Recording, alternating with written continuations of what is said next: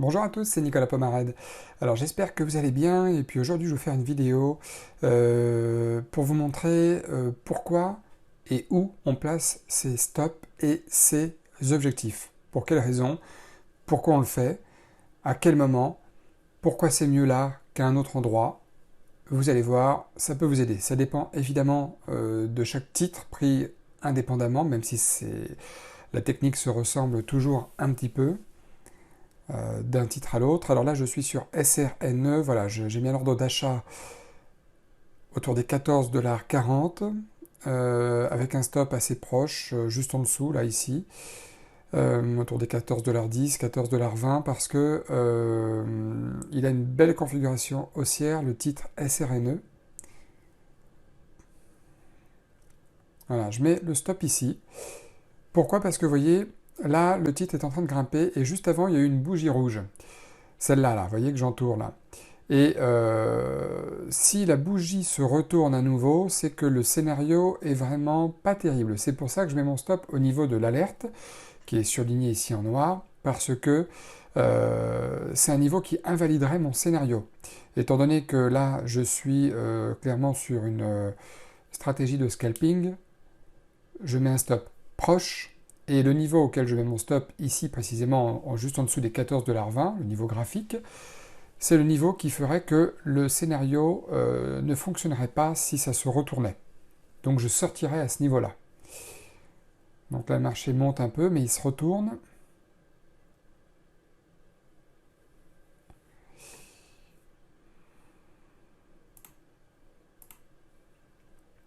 Voilà, le scénario se passe bien, le titre monte. Mon alerte a été touchée, mais j'ai manqué de prendre mes bénéfices, donc je vais attendre un petit peu. Là, ça se retourne trop vite, là, c'est pas bon, il faut que j'attende un peu. Il faut que j'attende un tout petit peu, là, c'est tellement rapide, vous voyez, je ne peux pas sortir là avec 70 $ de gain, sauf si je savais que ce serait le retournement de l'année, mais je vais devoir attendre. Donc là, j'ai placé un ordre voilà, de vente sur 600 titres, j'en ai placé 500, et puis je laisserai aller la dernière position si ça se passe bien, bien entendu.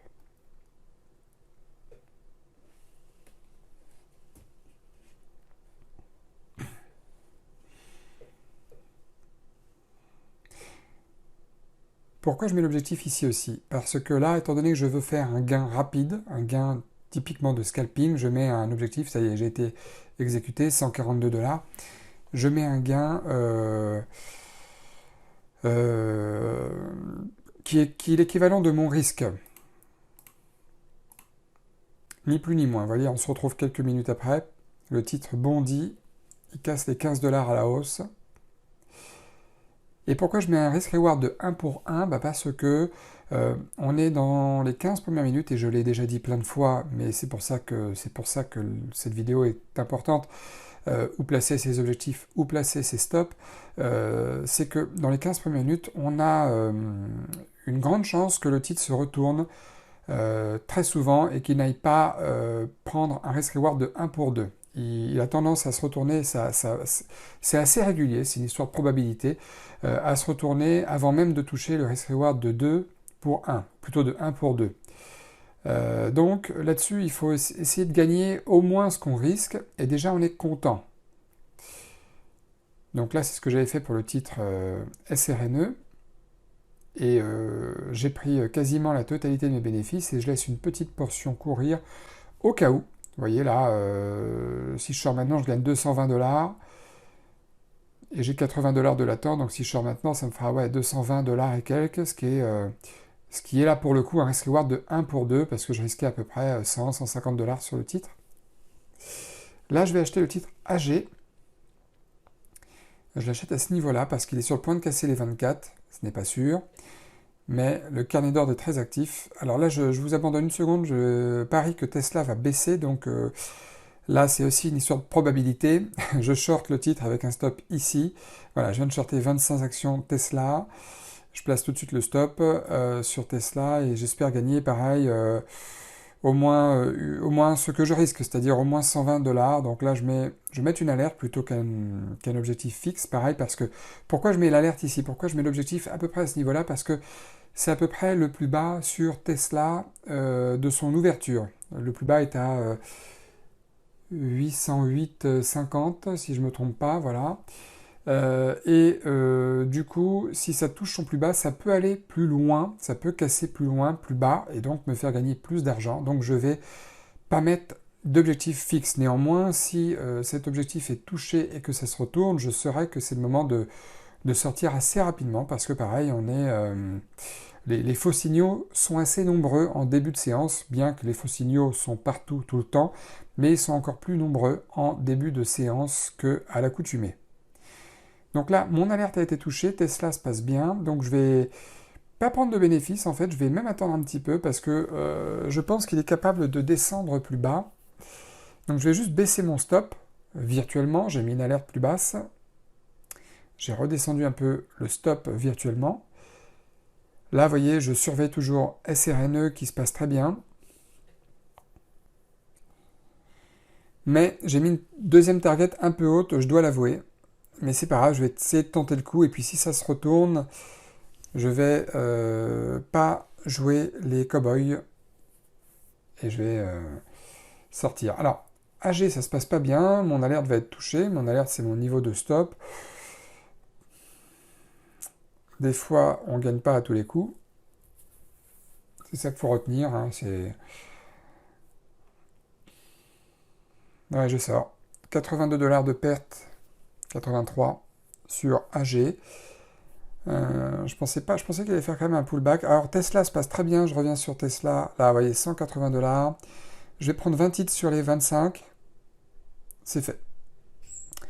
Ça m'a fait gagner 154 $ déjà sur Tesla, donc c'est déjà plus que le risque initial, donc c'est très bien. Il faut surtout pas oublier de réadapter la taille de la position qui nous reste. J'ai plus 25 titres, j'en ai que 5, donc je vais tout de suite réajuster la taille du stop. Il faut surtout que vous pensiez à faire ça aussi, vous qui êtes en train de faire du trading aussi peut-être.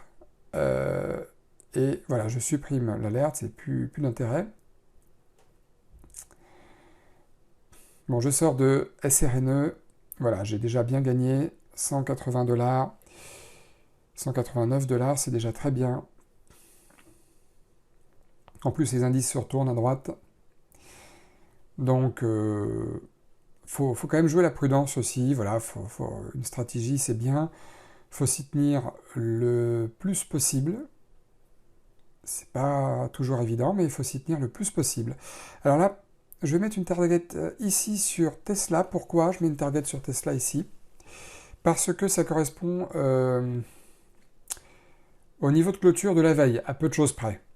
Et en général, les actions qui corrigent, comme Tesla fait actuellement, aiment bien aller taquiner les niveaux de clôture des plus bas, les niveaux de clôture de la journée de la veille, parce que c'est un endroit où pas mal de gens aussi ont mis leur stop de protection. Alors ce n'est pas une certitude, mais il est hautement probable que Tesla aille vers ce niveau-là. C'est pas certain, mais c'est hautement probable, d'autant plus que Tesla a un range moyen de entre 35 et 40 $ par jour, donc il est capable d'aller toucher ces niveaux-là de toute façon, ne serait-ce que par rapport à son range moyen.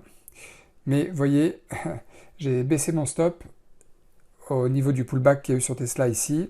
Il a fait un deuxième pullback et là il est en train de taquiner le niveau pour recasser à la hausse. Et voilà, je sors parce qu'on s'est retrouvé quasiment, j'allais dire 1 heure plus tard, c'est à peu près le cas, mais oui. Et Tesla n'a pas percé plus bas, donc j'ai redescendu mon stop par sécurité, une fois que j'ai vu ce deuxième pullback là. Et aucun regret. Donc voilà, que des gains, à part une seule perte, il est 16h27, presque 1 heure après l'ouverture. 83 $ de perte sur AG, 189 de gains sur SRNE et 182,50 sur Tesla. Et Tesla n'a cessé de remonter le reste de la journée. Donc 289 $ au total, toujours sur le même compte réel. Voilà. Alors, c'est pas évident pour moi de trouver des titres de vidéos pour les vidéos de trading réels, puisque ce dont je parle aujourd'hui, c'est-à-dire le placement des stops et le placement des targets, de toute façon, j'en parle dans quasiment toutes mes vidéos de trading réel. Voilà, mais au fur et à mesure, j'espère que ça peut vous aider à vous éclairer un petit peu sur sur pourquoi mettre un stop ici, pourquoi mettre une target là, en fonction de l'heure qu'il est, en fonction du range moyen du titre, en fonction des différents niveaux graphiques. On ne peut pas mettre une target en fonction de l'objectif qu'on veut, nous, personnellement. C'est pas parce que vous voulez gagner 500$, donc ça vous oblige à mettre la target très très haute, par exemple, que le marché va vous faire plaisir et réaliser votre objectif. Non, les targets doivent être mises en fonction d'endroits précis qui tiennent compte de plusieurs éléments que je vous ai notamment cités juste avant, hein, le range moyen, les niveaux graphiques, les niveaux des jours précédents, etc., etc. Bon, comme d'habitude, si la vidéo vous a plu, en tout cas, n'hésitez pas à mettre un pouce, abonnez-vous à la chaîne si ce n'est pas encore fait, et puis moi je vous dis à très bientôt pour de nouvelles vidéos de trading réel sur les US. Bonne soirée à tous!